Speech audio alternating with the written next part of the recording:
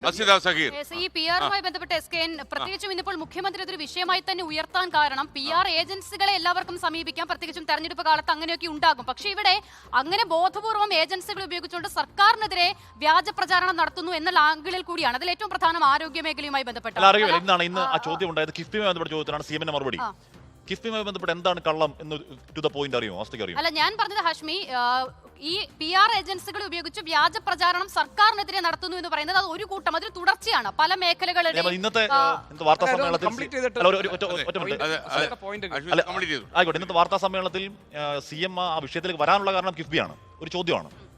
ഞാൻ കുറെ നോക്കി എന്താണ് കിഫ്ബിയുമായി ബന്ധപ്പെട്ട നുണ ആരോപണം എന്താണെന്ന് റേഡിയോ ഉണ്ടോ? ഇല്ല, അതുമില്ല. അത് മാത്രമല്ല, ഞാൻ പറഞ്ഞല്ലോ ഈ സർക്കാരിനെതിരെ എന്ന് പറയുമ്പോൾ അതും സ്പെസിഫിക് ആയിട്ട് മുഖ്യമന്ത്രി ഒന്നും പറയുന്നില്ല. അപ്പോൾ ഞാൻ അതായത് അത് ഏതിലാണ് കൃത്യമായ ആരോപണം എന്ന് പറയുമോ? അതെനിക്ക് സംശയം. അത് കിഫ്ബിയിൽ അടക്കം നുണ പറയുന്നു.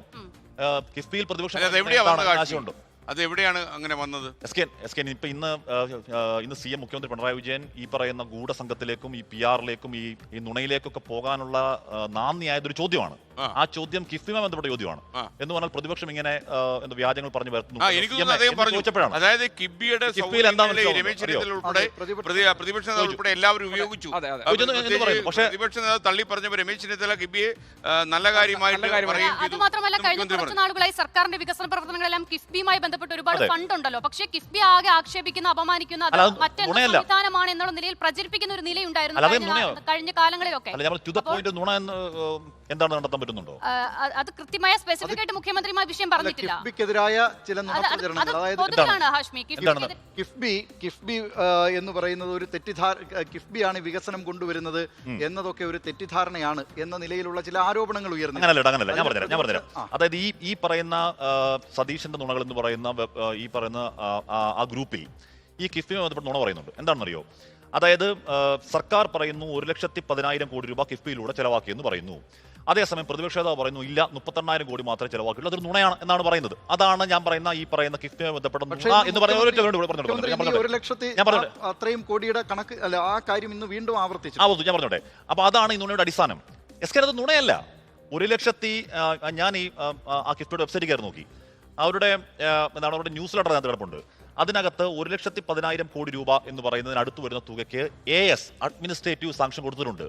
അതായത് കിഫ്ബി എന്ന് പറയുന്ന ഈ സംവിധാനം ഉണ്ടല്ലോ, ഈ സംവിധാനം ഏതെങ്കിലും തരത്തിൽ റെട്ടേപ്പിച്ചത്തിൽ കുരുക്കിടുന്ന സംവിധാനമല്ല. ഇപ്പോൾ ഒരു MLA കൊണ്ട് പദ്ധതി കൊടുത്താൽ അപ്പം തന്നെ അതിന് അഡ്മിനിസ്ട്രേറ്റീവ് സാങ്ഷൻ കൊടുക്കാം. 1 കോടിയല്ലേ വേണമെങ്കിൽ 1 ലക്ഷം കോടിയല്ലേ വേണമെങ്കിൽ 5 ലക്ഷം കോടിക്ക് AS അവിടെ കൊടുക്കാം. യഥാർത്ഥത്തിൽ അതിന്റെ ഓൺഗോയിങ് പ്രോസസ്സ് എന്ന് പറഞ്ഞാൽ പാർട്ട് ടൈം പേയ്മെന്റ് അടക്കം, എന്നാൽ ആദ്യഘട്ടത്തിൽ 10 കോടി കൊടുത്ത് തുടങ്ങാം, 10 കോടി അടക്കം കൊടുത്ത് തുടങ്ങാവുന്ന പാർട്ട് ടൈം പേയ്മെന്റ് അടക്കം ഓൺഗോയിങ് പ്രോസസ്സ് 38,000 കോടിയുടെ പ്രോസസ്സ് മാത്രമേ ഉള്ളൂ. അതിനകത്ത് തന്നെ പണി പൂർത്തിയാക്കുന്നത് 27,000 കോടിയാണ്. അതങ്ങനെ നുണയാവുക? 1,00,000 എന്നാണ്. ഞാൻ കിഫ്ബിയുടെ എത്രയോ കാലമായി മുഖ്യമന്ത്രി മറ്റുള്ളവരും 1,00,000 കോടി ചെലവഴിച്ചു എന്ന് പറയുന്നത്. ഞാൻ PR നറേറ്റീവ് ഇതുകൊണ്ടാണ്. ഞാൻ കിഫ്ബിയുടെ വെബ്സൈറ്റിൽ കയറി അവരുടെ ന്യൂസ് ലെറ്റർ നോക്കിയിട്ടാണ് ആധികാരികം പറയുന്നത്. 1,10,000 കോടി എന്ന് പറയുന്ന ഈ കണക്ക് AS ആണ്, അഡ്മിനിസ്ട്രേറ്റീവ് സാങ്ഷൻ. അതിനകത്ത് അസിതയ്ക്ക് എന്താണ് അഭിപ്രായ വ്യത്യാസം ഉണ്ടോ? പറയൂ അസിത. അതായത് SKN ഞാൻ മനസ്സിലാക്കുന്നത് ഇതൊരു തുടർച്ചയാണ് എന്നുള്ളതാണ്. കിഫ്ബിയുമായി ബന്ധപ്പെട്ട് തന്നെ പറയുകയാണെങ്കിൽ കഴിഞ്ഞ കാലങ്ങളിലൊക്കെ കിഫ്ബിക്കെതിരെ ഒരുപാട് ആരോപണങ്ങൾ, കിഫ്ബി മോശം, ഞങ്ങൾ അധികാരത്തിൽ വന്നാൽ കിഫ്ബി ആകെ നിർത്തലാക്കും അല്ലെങ്കിൽ ഈ ഒരു സംവിധാനം തന്നെ മാറ്റും എന്ന മട്ടിലുള്ള പ്രതികരണങ്ങളൊക്കെ ഉണ്ടായിരുന്നു. അപ്പോൾ അതിന്റെ തുടർച്ചയിലാണ് കിഫ്ബിയുമായി ബന്ധപ്പെട്ട കാര്യം വരുന്നത്. രണ്ടാമതായി ആരോഗ്യ രംഗവുമായി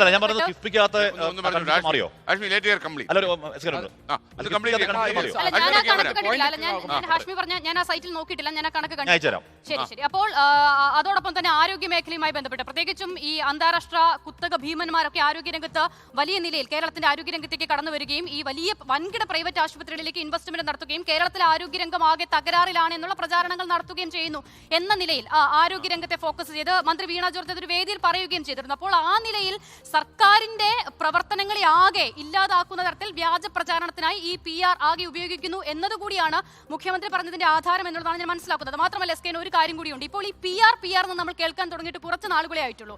അത് ഈ സർക്കാരിന്റെ പ്രചാരണ പ്രവർത്തനങ്ങളുമായി ബന്ധപ്പെട്ട് പ്രതിപക്ഷം ഉയർത്തിക്കൊണ്ടുവന്ന ഒരു ടേമാണ്. വാസ്തവത്തിൽ ഇതിന് മുൻപും ഈ സർക്കാരിന്റെ എല്ലാ PR എന്നോടെ ഉണ്ട്, എല്ലാ കാലത്തും ഉണ്ട്. ഒറ്റ കാര്യം, പ്രതിപക്ഷം ഉയർത്തിക്കൊണ്ടുവന്ന ടേം മാത്രമല്ല, BJP സർക്കാരിനെതിരെ NDA സർക്കാരിനെതിരെ ഇടതുമുന്നണി തന്നെ ഉയർത്തിക്കൊണ്ടുവന്ന ഞാൻ പറഞ്ഞത് അതല്ല, ഏറ്റവും നന്നായി ഇന്ത്യയിൽ NDA ആണ്.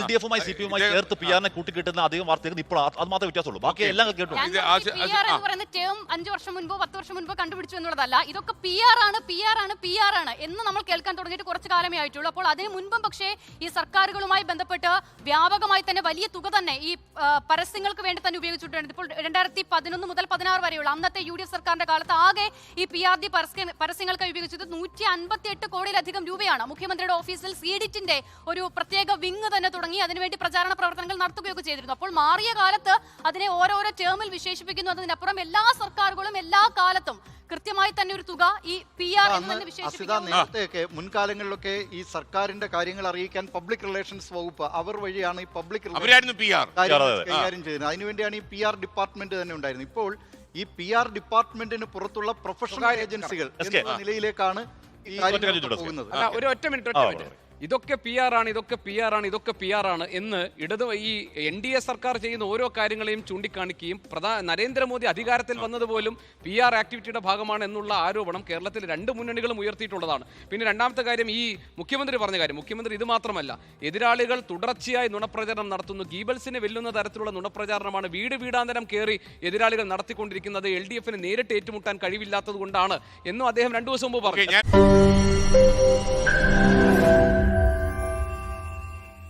ലോകത്തെവിടെയായാലും ഏത് സമയത്തും 24 വാർത്തകളും ഓഗ്മെന്റഡ് റിയാലിറ്റി പാക്കേജുകളും എക്സ്പ്ലെയിനറുകളും വിശദമായി കാണാൻ ഞങ്ങളുടെ YouTube ചാനൽ നിങ്ങൾക്ക് സബ്സ്ക്രൈബ് ചെയ്യാം.